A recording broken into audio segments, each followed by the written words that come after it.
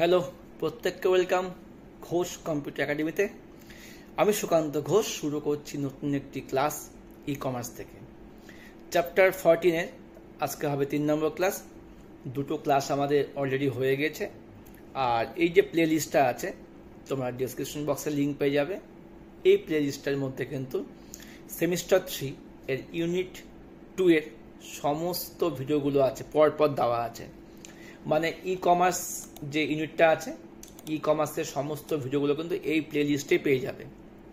তাই প্লে লিস্টটা নিজেরাও দেখো এবং ফ্রেন্ডদেরকেও শেয়ার করো, ঠিক আছে? তো আমাদের গত ক্লাসে আমরা ভ্যালু এক্সচেঞ্জ সিস্টেম অবধি করে নিয়েছি। আজকে আমরা দেখব credit card system, electronic fund transfer, paperless bill, modern payment cash এবং ইলেকট্রনিক ক্যাশ। আশা করি এই ক্লাসটাতে আমরা কিন্তু এই পার্টটা শেষ করে দেব, ঠিক আছে? তো শুরু করি। প্রত্যেকে নিশ্চয়ই মন দিয়ে পড়াশোনা করছো, আর বেশি কিছু বলার নেই। আর 3-4 মাস পরে কিন্তু প্রথম এইচএস। তো ক্রেডিট কার্ড সিস্টেম থেকে আমাদের নোটস এবং বই দুটোই আমি বলবো। এখান থেকে মেনলি জানতে হবে ক্রেডিট কার্ড কি, ইহা ব্যবহারের সুবিধা কি এবং তাদের সম্বন্ধে আলোচনা করো এবং উপাদানগুলি আলোচনা করো। তো আমি বই থেকে দেখি ক্রেডিট কার্ড কি। দেখতে তো ডেবিট কার্ডের মতোই, প্লাস্টিকের হয়, ঠিক আছে? তো পিন থাকে, এক্সপায়ারি ডেট থাকে। তো ক্রেডিট কার্ডের মেন কাজটাই হচ্ছে ধারে সাহায্য করা বা ধারে পেমেন্ট করা। তো মনে করো তোমার কাছে টাকা নেই, কিন্তু তোমাকে পেমেন্ট করতে হবে। তো সেক্ষেত্রে তুমি কী করবে? কারোর থেকে ধার নেবে, ধার নিয়ে নিজের কাছে নেবে, তারপর পেমেন্ট করবে। আর ক্রেডিট কার্ডের ক্ষেত্রে কী হয়? তুমি ধার পাচ্ছ, কিন্তু টাকাটা কিন্তু তুমি পাচ্ছ না, তোমার হাতে কিন্তু আসছে না। সেই ধারের ব্যক্তি হচ্ছে তোমার হয়ে পেমেন্ট করে দিচ্ছে। ভালো করে বোঝো, ক্রেডিট কার্ডে কী হচ্ছে? তুমি তোমার পেমেন্টটা একজনকেও দিয়ে দিচ্ছে, কিন্তু তোমাকে কিন্তু হাতে ক্যাশ দিচ্ছে না। যখন তোমাকে শোধ করতে হবে, নির্দিষ্ট সময়ের মধ্যে তোমাকে শোধ করতে হবে, তখন তুমি কিন্তু সেই লোককে শোধ করবে। দেখো কি বলেছে, ক্রেডিট কার্ড হলো একটি প্লাস্টিকের তৈরি ছোট আয়তাকার কার্ড, যেটি একটি ব্যাংক অ্যাকাউন্টের সাথে সংযুক্ত থাকে। এতে একটি ম্যাগনেটিক চিপ দৃঢ়ভাবে স্থাপন করা থাকে। ক্রেডিট কার্ড রিডার যন্ত্র এই চিপের মধ্যেকার তথ্যগুলিকে পড়তে পারে। অপরপক্ষে ক্রেডিট কার্ড সিস্টেম হলো একটি জটিল নেটওয়ার্ক, যা ক্রেতা এবং বিক্রেতার মধ্যে ইলেকট্রনিক লেনদেন পরিচালনা করে। ক্রেডিট কার্ড ব্যবহার করে একজন ক্রেতা অনলাইনে একটি নির্দিষ্ট সীমা পর্যন্ত ধারে কেনাকাটা করার সুযোগ পান। এই সীমা মানে কি? যখন তুমি ক্রেডিট কার্ডটা নেবে, ব্যাংক থেকে তোমাকে একটা লিমিট দিয়ে দেবে। তুমি কিন্তু লিমিটের বেশি ইউজ করতে পারবে না। লিমিটটা কিভাবে দেবে? তোমাকে তোমার তোমার ব্যাংকের সাথে সম্পর্ক কেমন আছে, বা তোমার লেনদেন কেমন হয়েছে, তুমি কতখানি শোধ করেছো, তার উপর ভিত্তি করে তোমাকে একটা লিমিট দেবে। এবার তুমি যদি চাও ভবিষ্যতে সেই লিমিটটাকে বাড়াতেও পারো, ঠিক আছে? তো এই হলো ব্যাপার, এই হলো ক্রেডিট কার্ড। এবার ক্রেডিট কার্ড সিস্টেমে কিছু মূল উপাদান আছে। কি উপাদান আছে? কার্ডধারী মানে গ্রাহক, বণিক বা ব্যবসায়ী। মূল উপাদান বলতে কি, আমি যে ক্রেডিট কার্ডটা ইউজ করব তার মধ্যে কি কি অংশ মানে জুড়ে আছে। একজন ব্যক্তির যার কার্ড থাকবে, বণিক বা ব্যবসায়ী, ঠিক আছে? বণিক বা ব্যবসায়ী হচ্ছে সেই ব্যক্তি যিনি পণ্য পরিষেবার বিনিময়ে ক্রেডিট কার্ড পেমেন্ট গ্রহণ করেন। না আমি আমার কার্ড দিয়ে আমি কাকে পেমেন্ট করছি? পেমেন্ট প্রসেসর, তার মানে হচ্ছে এটি এমন একটি কোম্পানি যারা ডেবিট কার্ড বা ক্রেডিট কার্ডের মাধ্যমে লেনদেন প্রক্রিয়া মানে পরিচালনা করেন। যেমন কি পেমেন্ট প্রসেসর লেনদেন প্রসেস করার জন্য মার্চেন্ট ব্যাংক, কার্ড নেটওয়ার্ক এবং অন্যদের সাথে সংযোগ স্থাপন করেন। আমি যে ক্রেডিট কার্ড থেকে যে পেমেন্টটা করব, ডাইরেক্ট পেমেন্ট পেয়ে যাবে না। এই ব্যবস্থাকে যে কোম্পানি এই কাজটাকে প্রসেস করছে, ওটা হচ্ছে ক্রেডিট কার্ড, ওটি হচ্ছে পেমেন্ট প্রসেসর। নাম্বার 4, মার্চেন্টের অধিকৃত ব্যাংক। মার্চেন্টের ব্যাংকগুলি অ্যাকোয়ারিং ব্যাংক। যে আমার ক্রেডিট কার্ড থেকে পেমেন্টটা নেবে সে হচ্ছে অ্যাকোয়ারিং ব্যাংক, মানে হচ্ছে যে আমার কার্ডটাকে অ্যাকসেপ্ট করবে, নামে পরিচিত। মার্চেন্টের ব্যাংকগুলি বণিক ক্রেডিট কার্ড থেকে আমানত অর্থ গ্রহণ করার অনুমতি দেয়। 5 নম্বর কি, ক্রেডিট কার্ড নেটওয়ার্ক বা কার্ড ব্র্যান্ড। তো আমি কোন কোম্পানি ক্রেডিট কার্ড ইউজ করছি, ভিসা, মাস্টার কার্ডের মতো ব্যাপারগুলো আছে। আর ইস্যুকারী ব্যাংক, আমার কার্ডটাকে কোন ব্যাংক ইস্যু করেছে। আমার যদি স্টেট ব্যাংকের ভিসা ক্রেডিট কার্ড থাকে, তাহলে আমার হচ্ছে কার্ডের নেটওয়ার্ক হচ্ছে ভিসা, আর ইস্যুকারী ব্যাংকে হবে আমার SBI। তো এই কটা কিন্তু ছিল হচ্ছে আমাদের ক্রেডিট কার্ডের মূল উপাদান। তো অনেকে কমেন্ট করো, স্যার গুহপালের বই থেকে পড়ান, স্যার সন্ময় কুণ্ডুর বই থেকে পড়ান। আমি কিন্তু পড়াচ্ছি সিলেবাস ওয়াইজ। তো সিলেবাস ওয়াইজ পড়াটা একই হবে, কোনো বইয়ের লেখা বিভিন্ন ধরনের হতে পারে। তো যেহেতু গুহপালের বইটা পরে বেরিয়েছে, বিবি কুণ্ডু, পারুল এই বইগুলো আগে বেরিয়েছে, ওই জন্য এই বই থেকে পড়ানো শুরু হয়ে গেছে। তবে যে বইয়ে যে পার্টটা ভালো লাগবে সেই বই থেকে পড়াবো, চিন্তার ব্যাপার নেই। আর সমস্ত বই থেকে কিন্তু এমসিকিউ সলভ হচ্ছে।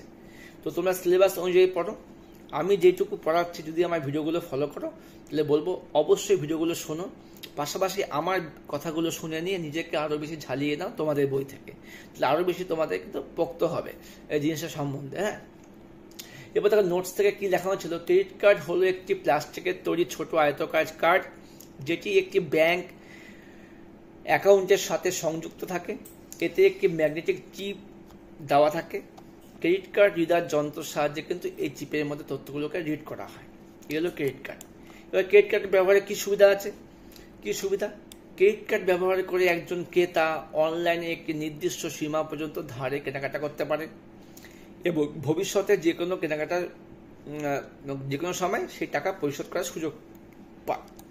এবার কেউ প্রশ্ন করেছো, স্যার এই নোটগুলো কি মুখস্থ করতে হবে? না, তুমি হয়তো নতুন, নোটগুলো একটাও মুখস্থ করতে হবে না, খালি চোখস্থ করো আর দেখে রাখো আর জেনে রাখো, ঠিক আছে? আর কিভাবে পড়াশোনা শুরু করবো, অনেকেই কমেন্ট করো, অনেকে নতুন এসে কমেন্ট করো, তাদেরকে প্রত্যেককে বলবো তোমরা অন্তত আগেই ভিডিওগুলো দেখে নাও, প্লে লিস্টে প্রথম থেকে দেখো, আশা করি খুব ভালো মতো বুঝতে পারবে। আরেকটা ভিডিও দেওয়া আছে, 4টা বই নিয়ে দেওয়া ছিল, নতুন সিলেবাস কীভাবে প্রস্তুতি নেব সব কিছু এখানে বলা আছে। তো প্রত্যেকে অবশ্যই এই ভিডিওগুলো দেখে নেবে, একবার মতো দেখে নেবে, ঠিক আছে? আচ্ছা, এবার দেখি ক্রেডিট কার্ডের উপাদান নিয়ে তো আমি বলে দিলাম, এখানে জাস্ট পয়েন্টগুলো লেখানো আছে। পয়েন্টগুলো তোমরা খাতায় লিখে নেবে, পয়েন্ট লিখে নিয়ে নিজের মতো করে বানানোর চেষ্টা করবে যে এই পয়েন্টগুলোর মধ্যে কী কী হতে পারে। আর বই তো তোমাদের সঙ্গে আছে। ক্রেডিট কার্ড সিস্টেমের কার্যক্রম কী, বা এটা একটা ভালো প্রশ্ন। কীভাবে ক্রেডিট কার্ডের মাধ্যমে আমরা পে করব, মানে কার্যক্রমটা কী? দেখো এখানে দেওয়া আছে ক্রেডিট কার্ড সিস্টেমের কার্যপ্রণালী। বই থেকে একবার দেখে নিই। লেনদেনের সূচনা আছে, ডেটা ক্যাপচার আছে, অনুমোদন বা অনুরোধ আছে, যাচাইকরণ আছে, অনুমোদন বা প্রত্যাখ্যান আছে, ঠিক আছে, বিক্রয়ের সমাপ্তি আছে আর নিষ্পত্তি আছে। আমি যখন ডেবিট কার্ডের পেমেন্টটা দেখেছিলাম, একটা তোমাদের পয়েন্ট করানো হয়েছিল আগে, বলে দিচ্ছে কোনটা, এই জিনিসটা ইলেকট্রনিক পেমেন্টের পদ্ধতি। এই পদ্ধতি যেভাবে হচ্ছে ক্রেডিট কার্ডের পেমেন্টটা কিন্তু সেম অনেকটা একই রকমভাবেই হচ্ছে। ব্যাপারটা কি হয়, প্রথমে কি হবে, লেনদেনের সূচনা, আমি কত টাকা লেনদেন করব, ঠিক আছে, তারপরে ক্রেডিট কার্ড সোয়াইপ করলাম, ডেটাটা ক্যাপচার হলো। আর যাই হোক আমি স্টেপ দিয়েই বলছি, তোমার এই খাতা থেকে স্টেপটা দেখে নাও। নাম্বার 1, প্রথমে ক্রেতা পেমেন্টের জন্য কার্ড শো করবে, আমার কাছে কার্ডটা আছে, আমি পেমেন্ট করতে চাই। তারপর সেটি পস সোয়াইপ করে কার্ডের তথ্য ক্যাপচার করে অধিগ্রহণকারী ব্যাংকে পাঠায়। ভালো করে বোঝো, আমি যখন কার্ডটা সোয়াইপ করলাম তখন সে পস মেশিন সেই তথ্যটা ক্যাপচার করলো। ক্যাপচার করে কী হবে, যেই ব্যাংকে আমি টাকাটা পেমেন্ট করবো, মানে আমি মার্চেন্টের ব্যাংকে ওইটা পাঠানো হলো, ঠিক আছে। এবার ব্যাংক ট্রানজাকশানের অনুমোদনের জন্য কার্ড নেটওয়ার্কের ডিটেলস ফরওয়ার্ড করে, যেমন ভিসা, মাস্টার, রূপে। এবার আমি যেই ব্র্যান্ডে কার্ড ইউজ করছি তখন কি ব্যাংক কী করবে, ওই নেটওয়ার্কে তথ্যটাকে ট্রান্সফার করে দিল কার্ড নেটওয়ার্কে, ঠিক আছে। নাম্বার 4, এবার কার্ড নেটওয়ার্ক কি করবে, ডিটেলস এবং টাকার পরিমাণ যাচাইয়ের জন্য ইস্যুকারী ব্যাংকে পাঠায়। এবার কার্ড তখন কি করবে, আমার কার্ডটা যে ব্যাংক ইস্যু করছে তাকে পাঠাবে, যে সব যাচাইয়ের জন্য, ঠিক আছে, আমার লিমিট আছে কি না, আমার ডিটেলস সব ঠিক আছে কি না। এখন 5 নাম্বার, এখন ইস্যুকারী ব্যাংক কার্ড নেটওয়ার্কের মাধ্যমে অধিগ্রহণকারী ব্যাংকের কাছে অ্যাপ্রুভ করে এবং ব্যাংক তখন বিক্রেতাকে জানায় লেনদেনটি অ্যাপ্রুভ হয়েছে। এবার আমার তখন ব্যাংক কী করবে, সেই নেটওয়ার্কের মাধ্যমে আবার অধিগ্রহণকারী ব্যাংকে পাঠালো, এর সব ঠিক আছে, এবার এটাকে অ্যাপ্রুভ করা হয়েছে। অ্যাপ্রুভ করলো, তখন অ্যাপ্রুভ হয়েছে কিনা দেখাবে, তখন পূর্ণ পরিষেবা প্রদান করা হয়। এইভাবে কিন্তু একটা ক্রেডিট কার্ডের মাধ্যমে পেমেন্ট করা হয়। এই স্টেপ তোমাদের খুব একটা দরকার নেই, কিন্তু জানতে হলে পড়তে হবে একটু, ঠিক আছে। এবার দেখি পরের প্রশ্ন, ইএফটি বা ইলেকট্রনিক ফান্ড ট্রান্সফার বলতে কি বোঝো? আচ্ছা দেখি এবার বই থেকে আর কিছু আছে কিনা। এবার ইলেকট্রনিক ফান্ড ট্রান্সফার, দেখো এই জিনিসটা কি, ইলেকট্রনিক ফান্ড ট্রান্সফার হলো একটি অনলাইন ডিজিটাল পদ্ধতি।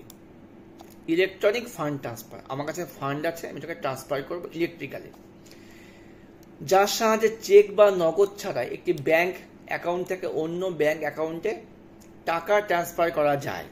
ঠিক আছে, ইএফটির সাহায্যে নিরাপদ ও দক্ষ উপায়ে অতি দ্রুত আর্থিক লেনদেন পরিচালনা করা যায়। তার মানে এটা একটা এমন সিস্টেম যেখানে চেক লাগবে না, ড্রাফট লাগবে না, এটিএম লাগবে না, নিরাপদে এক ব্যাংক অ্যাকাউন্ট থেকে অন্য ব্যাংক অ্যাকাউন্টে টাকাটা ট্রান্সফার হয়ে যাবে। এটাই হচ্ছে ইএফটি।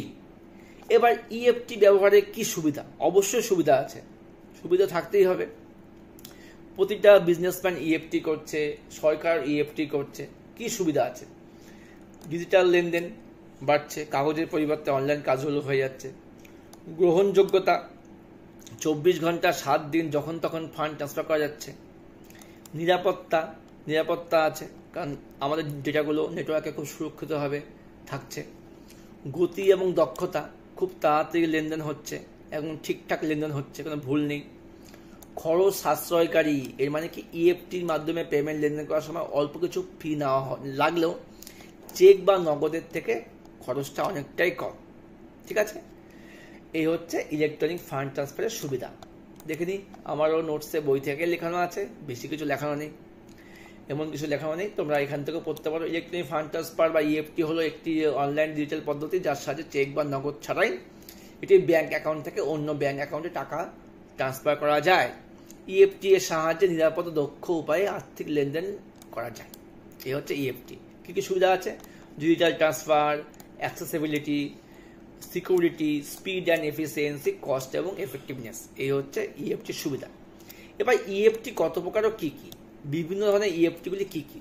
দেখো, ইএফটি কিছু পার্টস আছে, কিছু প্রকারভেদ আছে। অনলাইন বিল পেমেন্ট, পস ট্রানজাকশন মানে পয়েন্ট অফ সেল, এইভাবেও করা যায়। ইলেকট্রনিক চেক বা ই চেকের মাধ্যমে করা যায়। আর ডাইরেক্ট ট্রান্সফার, এই কটা হচ্ছে ইএফটির প্রকারভেদ। ঠিক আছে, আচ্ছা, এবার বই থেকেও তাই আছে। ইলেকট্রনিক ফান্ড ট্রান্সফারের প্রকারভেদ, অনলাইন বিল পেমেন্ট আছে, পস লেনদেন আছে, পস মানে পস মেশিন দিয়ে। ই চেকটা কি? এটা অনলাইন চেক, যেটা দেখা যায় না। ঠিক আছে, আর direct transfer, direct account transfer হয়ে যাচ্ছে। এবার হচ্ছে ইলেকট্রনিক ফান্ড ট্রান্সফারের পদ্ধতি।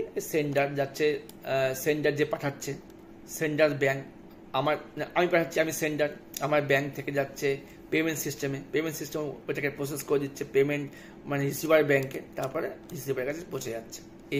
এটা কিন্তু খুব সহজ উপায়ে যায় এবং খুব ফাস্ট হয় এই কাজটা। ঠিক আছে, বেশি কোনো ঝামেলার প্রয়োজন নেই, কারণ এক্ষেত্রে ব্যাংক টু ব্যাংক যেহেতু ট্রান্সফার হচ্ছে, কোনো থার্ড পার্টির দরকার নেই, কোনো পেমেন্ট গেটওয়েতে যাচ্ছে না, কার্ড নেটওয়ার্কে যাওয়ার দরকার নেই, ডাইরেক্ট ব্যাংক থেকে ব্যাংকে কাজটা হচ্ছে।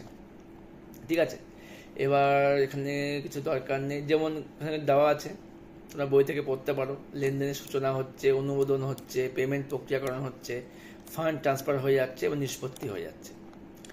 এবার দেখবো আমরা এখান থেকে কিছু গল্প আছে, যেটা হচ্ছে খুব ইম্পর্টেন্ট, যেটা আবার এই বইয়ে নেই, এটা কিন্তু আবার অন্য বইয়ে ছিল। ঠিক আছে, পারুল প্রকাশনীর বইয়ে কিন্তু এটা ছিল। কিছু ইএফটি আছে, এনইএফটি আছে, আরটিজিএস আছে, আইএমপিএস আছে এবং কি আছে ইসিএস। এই চারটা কিন্তু আমাদের ইলেকট্রনিক ফান্ড ট্রান্সফার, খুব মন দিয়ে বুঝবে। কি আছে এনইএফটি? কি এনইএফটি হবে বা ন্যাশনাল ইলেকট্রনিক ফান্ড ট্রান্সফার হলো একটি নির্দিষ্ট সময়ের মধ্যে টাকা ট্রান্সফার করার পদ্ধতি। এটি মূলত ছোট এবং মাঝারি লেনদেনের জন্য ব্যবহার করা হয়। ভালো করে বোঝো, এনইএফটি কখন হয়? মনে করো যখন যে লেনদেনগুলো আজকে না করলেও হবে, বা 4 দিন পর বা 7 দিন পর করলেও হবে, সেক্ষেত্রে এনইএফটি ইউজ করা হয়। যেমন দেখবে বিভিন্ন স্কলারশিপ কি হয়, একটা স্কুলে সবাইকে দেওয়া হবে, সেক্ষেত্রে ব্যাংক থেকে তোমাদের কাছে মেসেজ যাবে যে আজকে এনইএফটি হয়েছে, টাকাটা তোমার অ্যাকাউন্টে 2 তারিখে ঢুকে যাবে, সেক্ষেত্রে এনইএফটি ইউজ করা হচ্ছে। ছোট ক্ষেত্রে ইউজ করা 10,000, 20,000, 50,000 টাকা এনইএফটি করা হয়। আবার মনে করো যারা চাকরি করে তাদের ক্ষেত্রে এনইএফটি করা হয়। স্কুল থেকে বেতনগুলো সার্ভারে জমা দেওয়া হয়, তারপর ট্রেজারি থেকে ছেড়ে দেওয়া হয়, এনইএফটি করা হলো, সমস্ত শিক্ষকদের অ্যাকাউন্টে টাকা ঢুকে যাবে, এই ক্ষেত্রে এনইএফটি করা হয়। ইলেকট্রনিক ফান্ড ট্রান্সফার, ইলেকট্রনিক ব্যাপারটা কি হলো, যে ট্রান্সফারটা মানে এখনই করতে হবে না, কিছুদিন পরে হলেও হবে, সেক্ষেত্রে এনইএফটি করা হয়।